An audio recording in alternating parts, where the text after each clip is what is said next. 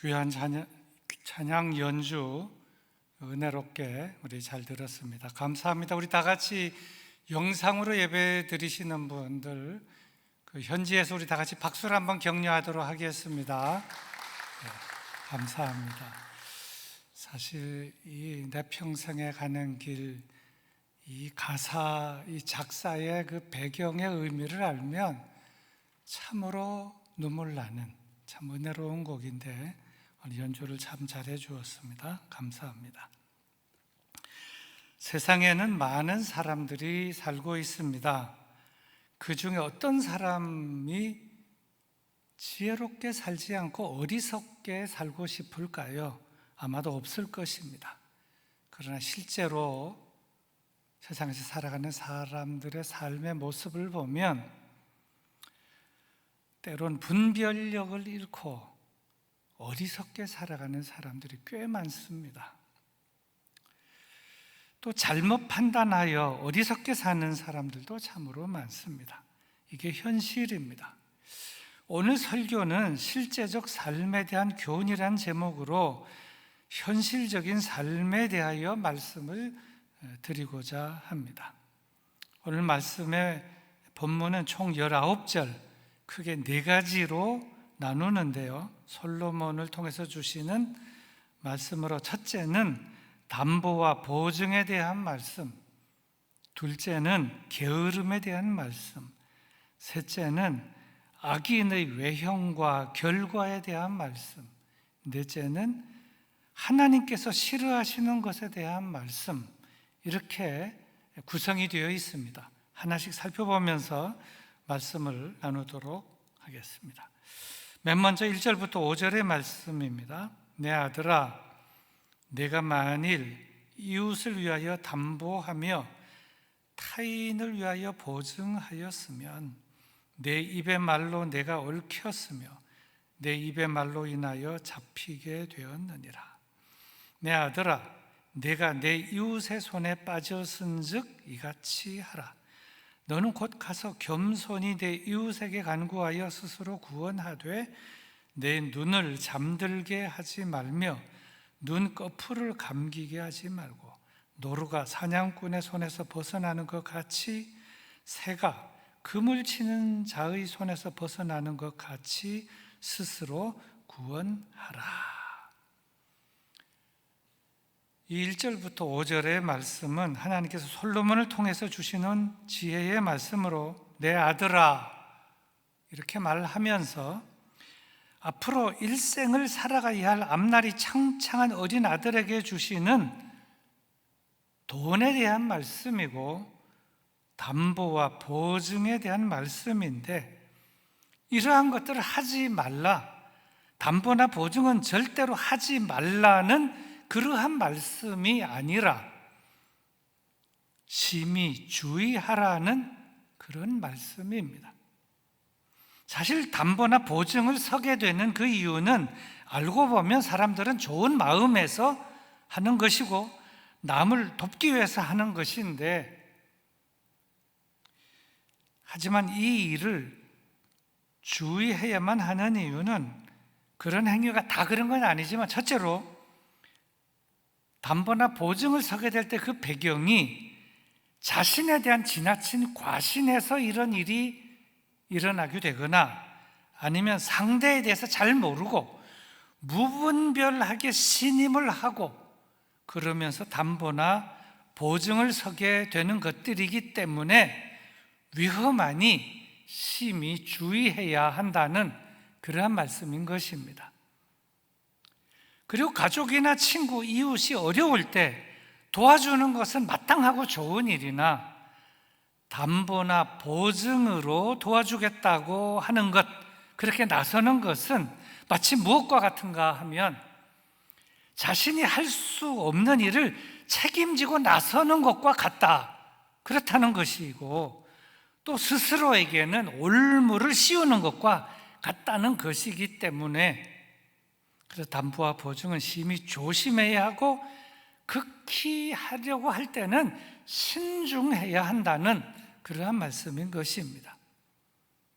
잘못 담보하고 잘못 보증을 서게 되면 그 잘못한 것에 대한 그 짐의 무게가 어느 정도가 되는가 하면 세상에서 가장 무거운 짐이 무엇이냐 하게 될 때에 그 가장 무거운 짐이 담보의 짐이요 보증의 짐이다.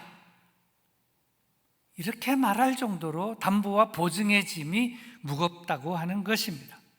그러나 그럼에도 불구하고 이 모든 것을 다 알면서도 나는 담보를 제공해야만 하겠다, 나는 보증을 서주어야만 하겠다, 그렇게 마음을 먹고 실행을 하게 된다면 하나님의 백성답게 담보하고 보증을 쓴 사람은 책임적인 자세를 가지고 잘 감당해야만 한다 하는 그러한 말씀이 되겠습니다.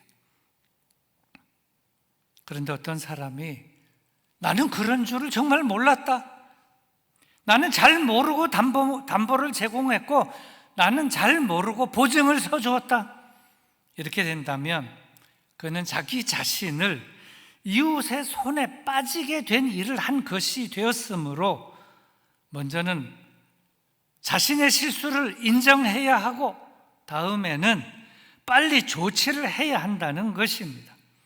그래서 덫과 같은 빚 담보와 빚 보증으로부터 신속하게 거기서 빠져나와야 한다는 그런 말씀이 오늘의 본문 말씀이 되겠습니다. 어느 정도 해야 되느냐? 잠자지도 말고 어떤 희생을 감수해서라도 거기서 빠져나와야 한다. 마치 노루와 새가 사냥꾼과 올무에서 벗어나듯 속히 벗어나야만 한다. 그것이 지혜의 말씀이다 하는 것입니다.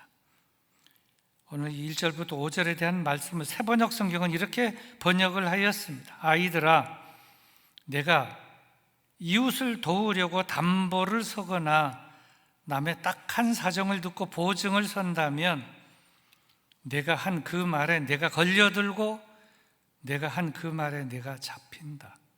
아이들아, 내가 너의 이웃의 손에 잡힌 것이니 어서 그에게 가서 풀어달라고 겸손히 간청하여라. 너는 이렇게 하여 자신을 구하여라. 잠을 자지도 말고 졸지도 말고 노루가 사냥꾼의 손에서 벗어나듯 새가 새 잡는 사람의 손에서 벗어나듯 어서 벗어나서 너 자신을 구하여라. 참 귀한 말씀입니다. 다음 6절에서 11절 말씀입니다. 게으른 자여, 개미에게 가서 그가 하는 것을 보고 지혜를 얻어라. 개미는 두령도 없고 감독자도 없고 통치자도 없으되 먹을 것을 여름 동안에 예비하며 추수 때에 양식을 모으느니라. 게으른 자여, 내가 어느 때까지 누워 있겠느냐? 내가 어느 때에 잠이 깨어 일어나겠느냐? 좀 더 자자, 좀 더 졸자, 손을 모으고 좀 더 누워 있자 하면 내 빈궁이 강도같이 오며 내 곤핍이 군사같이 이르리라. 6절부터 11절의 말씀은 하나님께서 솔로몬을 통해서 주신 지혜의 말씀으로 게으름에 대한 말씀입니다. 게으르지 말라, 게으르게 살지 말라, 게으른 인생이 되지 말라. 개미를 보고 개미를 관찰하고 거기서 개미에게서 지혜를 얻으라. 그리고 제발 게으르지 말라. 미물인 개미조차도 자신에게 있을 일들을 위해 부지런히 일하며 살아가는데 만물의 영장인 인간이, 하나님의 형상을 따라 창조된 인간이 개미보다 못하게 그렇게 게으르게 살아서야 되겠느냐, 이러한 말씀인 것입니다. 만일 게으르게 되면, 게으르게 살면 게으를 그때는 그 한순간은 편하고 좋을지 모르겠지만 금방 곧 느닷없이 그에게 무엇이 닥치게 되는가 하면 빈궁이 닥치게 되고 곤핍이 닥치게 된다, 그러한 말씀인 것입니다. 그러니 게으르지 말라. 제발 게으르게 살지 말라. 게으른 인생이 되지 말라. 게으르게 허송세월을 하지 말라. 그래, 가난을 스스로 자초하지 말라, 그러한 말씀인데 이것은 신앙의 영역, 신앙생활의 영역에 있어도 마찬가지라고 생각합니다. 그대로 적용하면 신앙생활을 희미하게 하지 말라. 허송세월 하면서 세월만 보내면서 신앙생활하지 말라. 성수주일 철저하게 하고 기도생활, 성경 읽기, 봉사하기, 전도하기 철저하게 하라. 신앙생활 허송세월 하지 말고 제발 열심히 하라. 그런 말씀이 되겠습니다. 이 6절부터 11절의 말씀도 새 번역은 이렇게 번역을 합니다.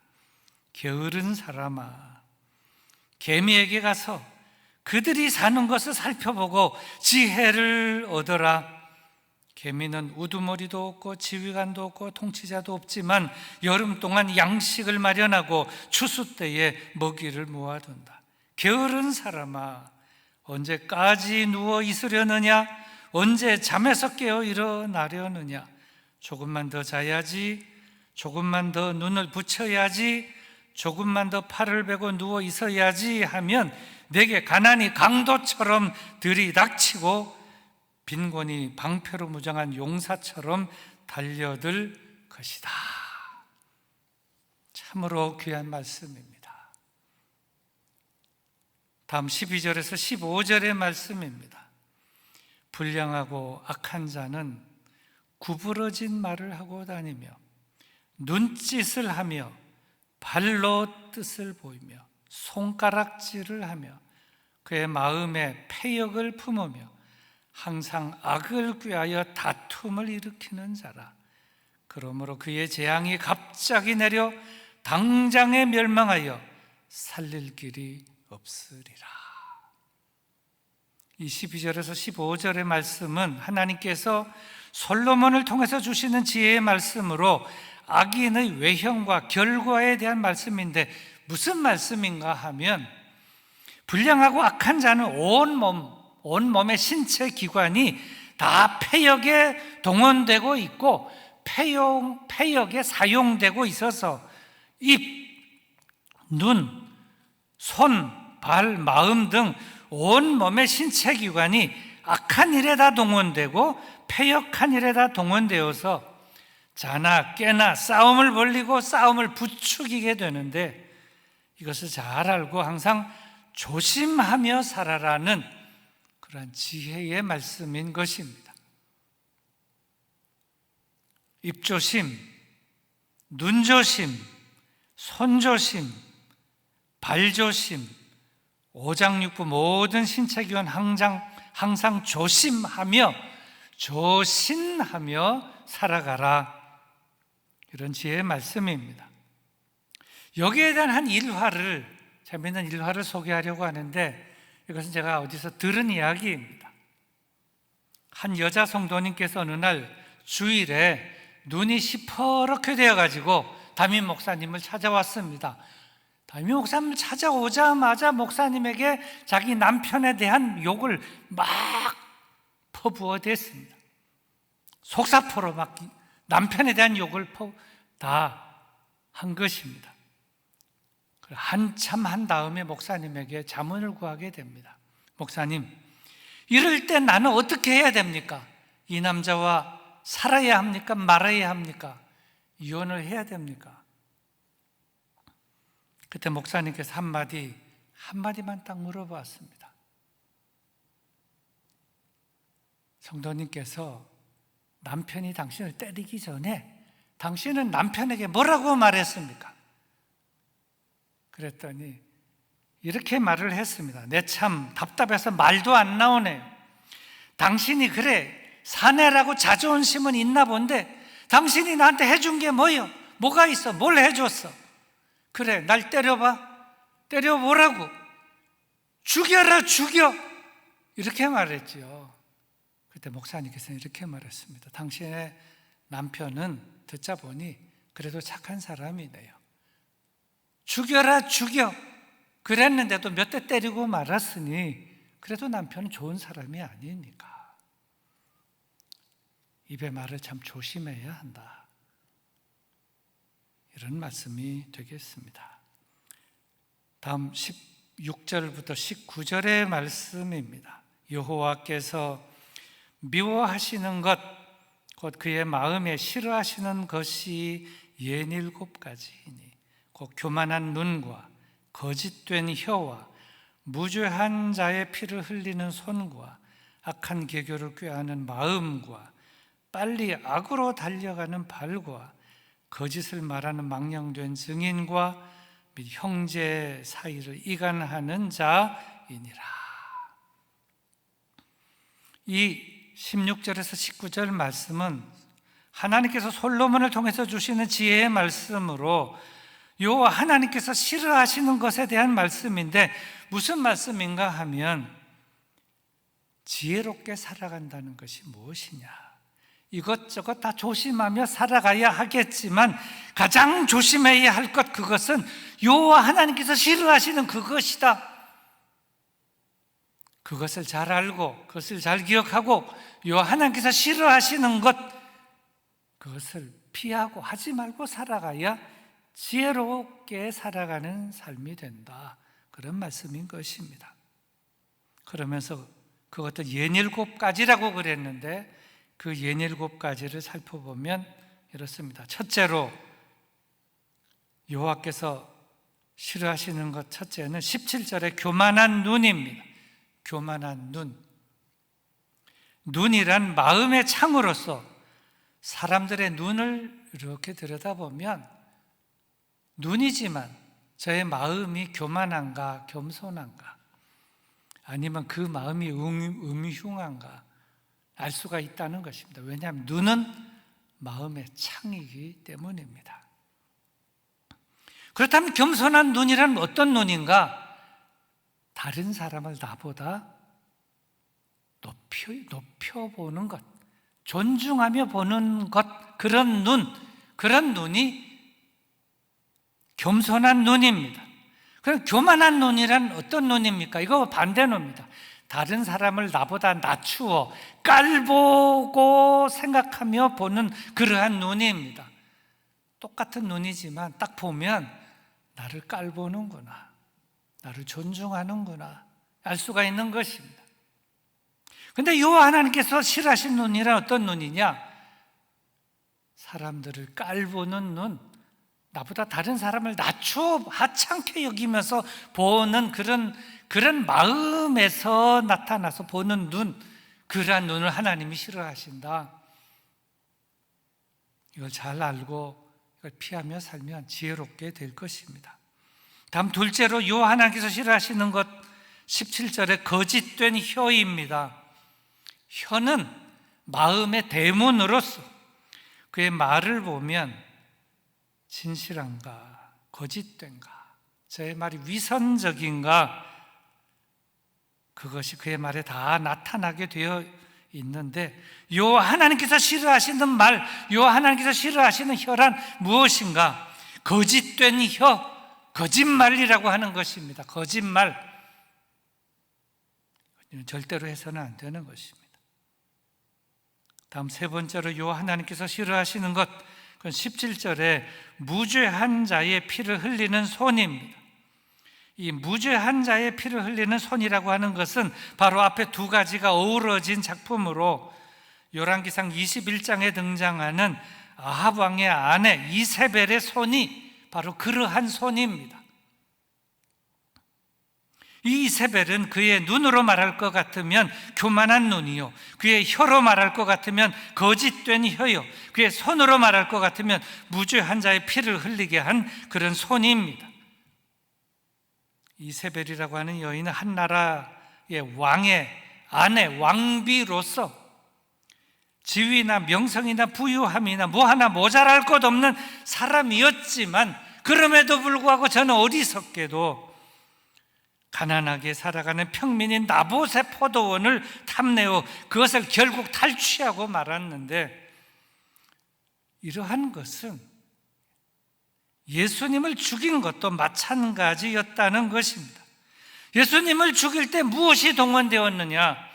교만한 눈, 거짓된 혀, 피 흘리는 손, 이러한 것들이 다 동원되었다는 것으로서 하나님께서는 바로 이렇게 무죄한 자, 죄가 없는 자, 의인의 피를 흘리게 하는 것을 싫어하신다 하는 점을 말씀을 하고 있습니다. 다음 네 번째로 하나님께서 싫어하시는 것, 그것은 18절에 악한 계교를 꾀하는 마음입니다. 악한 계교를 꾀하는 마음이란 항상 삐뚤어진 마음으로 항상 삐뚤어진 말을 하면서 항상 악을 꾀하며 다툼만 일으키는 그러한 마음을 말하고 있습니다. 저의 마음이 왜 그렇게 되었는가 하면 그 마음에 악을 꾀하는 사탄이 들어가서 저를 조종했기 때문에 그렇게 됐다고 보는 것인데, 요 하나님께서 무엇을 싫어하시는가 하면 바로 이러한 마음, 악한 계교를 꾀하는 마음, 그런 마음을 싫어하신다는 것입니다. 다음 다섯 번째로 요 하나님께서 싫어하시는 것, 그것은 18절에 빨리 악으로 달려가는 발입니다. 빨리 악으로 달려가는 발이란 사람이 잘못되면 교만한 눈에서 시작하여 거짓된 혀로, 다음엔 무죄한 자에게 피를 흘리게 하는 손으로, 다음엔 빨리 악으로 달려가게 하는 발로, 이렇게 점점 나아가게 되는데, 요 하나님께서 무엇을 싫어하시는가? 빨리 악으로 달려가는 발, 그러한 발을 싫어하신다 점이 되겠습니다. 다음 여섯 번째로 요 하나님께서 싫어하시는 것, 그것은 19절에 거짓을 말하는 망령된 증인입니다. 이 거짓을 말하는 망령된 증인이란 이것도 마찬가지입니다. 교만한 눈에서부터 시작하여 거짓된 혀로, 무죄한 자에게 피를 흘리게 하는 손으로, 그 다음엔 빨리 악으로 달려가게 하는 발로 점점 나아가게 하다가 어디로 가게 되는가 하면 사람으로, 존재로, 거짓을 말하는 망령된 증인으로 가게 된다는 것으로서 요 하나님께서 무엇을 싫어하시는가 하면 바로 이러한 사람, 이러한 존재, 이러한 증인, 거짓된 증인을 싫어하신다. 그렇게 살지 말라, 어리석은 것이다 하는 점입니다. 그렇다면 요 하나님께서 무엇을 좋아하실까요? 그것은 거짓을 말하는 망령된 증인으로서의 존재가 아니라 진실을 말하는 진실의 증인, 십자가의 증인, 십자가의 증인으로서 살아가는 존재를 좋아하신다는 것입니다. 마지막 일곱 번째로 요 하나님께서 싫어하시는 것, 그것은 19절에 형제 사이를 이간하는 자입니다. 이 형제 사이를 이간하는 자란 말 그대로 사람은 화목하게 하는 자로 살아가야 할 존재인데, 그렇게 살지 않고 화목을 깨는 자, 화목을 부수는 자, 화목을 이간하는 자로 그렇게 살아가게 될 때에 요 하나님은 좋아하시지 않고 그런 사람을 싫어하신다, 아주 싫어하신다 하는 그런 말씀이 되겠습니다. 지금까지 살펴본 여러 가지 내용들을 보면 사람의 행위 중에는 특별히 요 하나님께서 싫어하시는 아주 악한 행위들이 있고, 그런 악한 행위들을 일삼는 자들이 있다는 것인데, 오늘 말씀은 그러한 자들, 어떤 자들이라 하는가 하면 불량하고 악한 자다, 이렇게 선언하고 있습니다. 그들은 입만 열면 거짓말, 말만 하면 거짓말, 생긴 얼굴은 반반하게 생겼는데 그 속은 도저히 이해할 수 없는 것으로 가득 차 있다 하는 것입니다. 그런 사람들을 보면 눈짓을 해요. 눈짓, 발짓, 손짓을 통해서 악한 일을 늘 추진하기 때문에 처음에는 조용하고 괜찮은 사람 같으나 시간이 지나고 보면 시끄럽고 나중에 보면은 다툼과 분쟁만 일으키게 되는데, 이러한 자들을 조심하라, 이러한 자들을 멀리하라, 가까이 하지 말라는 귀중하고 정말 중요한 지혜의 말씀인 것입니다. 새번역 성경은 이렇게 번역을 하고 있습니다. 주님께서 미워하시는 것, 주님께서 싫어하시는 것이 67가지이다. 교만한 눈과 거짓말하는 혀와 무죄한 사람을 피 흘리게 하는 손과 악한 계교를 꾸미는 마음과 악한 일을 저지르려고 치닫는 발과 거짓으로 증거하는 사람과 친구 사이를 이간하는 사람이다. 이제 말씀을 맺겠습니다. 오늘 말씀을 처음에 들으면 이런 생각이 듭니다. 세상엔 저런 사람들이 참 많구나. 지혜롭지 못한 사람, 어리석은 사람, 담보와 보증을 서는 사람, 세상에는 그런 사람들이 참 많지. 지혜롭지 못하게 게으른 사람도 많고 불량한 사람도 많고 거짓말하는 사람, 이간질하는 사람, 형제 사이를 나누는 사람 참 많지. 그러면 안 되지, 그렇게 생각하게 되는데 그러다가 그런 사람들을 생각하다가 가만 생각해 보니 그런 사람들이 어디에 있느냐? 저 멀리 있는 것이 아니고 가까이 있고, 생각해 보니 그 사람이 누구냐? 바로 나 자신이라고 하는 것을 깨닫게 되고 나중에 알게 된다 하는 것입니다. 그래서 오늘 이 말씀이 처음에 들을 때는 그 누구구나 저 사람이구나 이렇게 되는데, 결국은 이 말씀이 누구를 향하여 하시는 말씀인가? 나 자신을 향하여 하시는 말씀이라는 것입니다. 그러므로 주의하라, 조심하라, 조신하라, 깨어있으라. 깨어서 신앙생활을 잘하라. 그러다가 혹 실수하여 빠지게 되면 재빨리 회개하고 거기서 나오라, 거기서 탈출하라. 그것만이 살 길이다. 그것이 지혜자의 행동이다 말씀이 되겠습니다. 사랑하는 성도 여러분, 바라기는 오늘의 말씀을 마음에 잘 새기고 어리석게 살지 말고 지혜롭게 사시기를 바라며, 그리고 하나님께서 싫어하시는 것이 아니라 하나님께서 좋아하시는 것, 하나님께서 기뻐하시는 것, 그것들을 잘 기억하고 잘 찾아서 잘 실천하면서 복되게 사시기를 주님의 이름으로 축원합니다. 우리 말씀을 생각하면서 우리 다 같이 잠깐 조용히 기도하도록 하겠습니다. 하나님, 이런 사람들이 멀리 있는 것이 아니고 바로 가까이 있으며 그 사람이 바로 나 자신입니다. 주님, 용서하여 주시고 자비와 긍휼을 베풀어 주시옵소서. 지혜롭게 하시고 정직하게 하시고 오직 하나님만 의지하며 주시는 말씀과 은혜와 은총으로 살아가게 하옵소서. 기도하십니다.